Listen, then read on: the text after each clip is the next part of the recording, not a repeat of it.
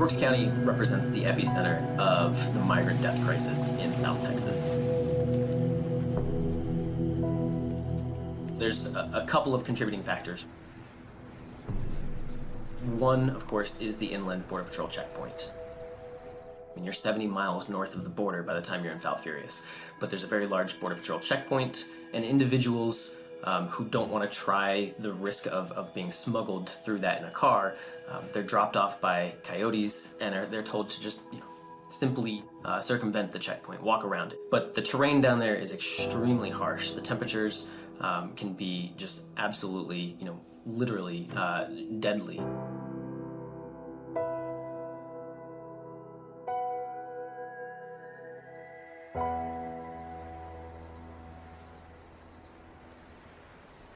Labor does not have the mobility that goods and capital has. You have all these free trade agreements. Why can you not, in these trade agreements establish the fact that labor should have mobility? We're serving criminal elements by forcing people to be smuggled in, and who benefits from that smuggling? Cartels, smugglers.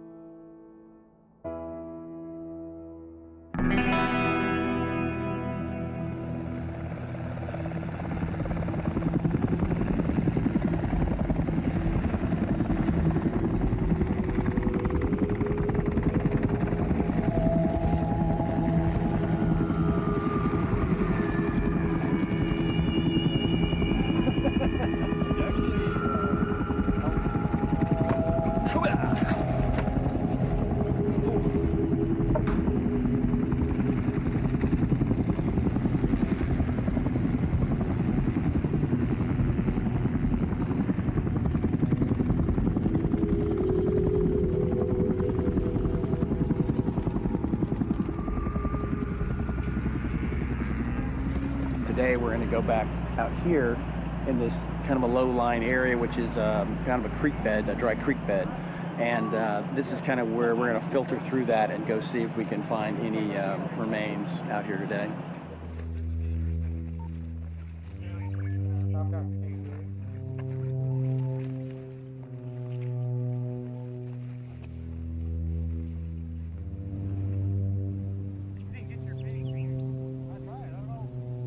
It's a pretty vicious environment out here. It's real hot, super humid.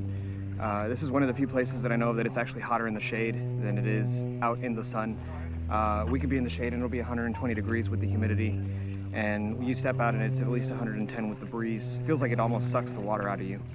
Not to mention the environment. There's rattlesnakes, there's blue indigos out here, coyotes and wild boar. So there's a lot of dangers. If the environment doesn't get you, the heat will. I think Don said he pulls about 60 to 80 bodies out a year out of this county, so that's why we're here.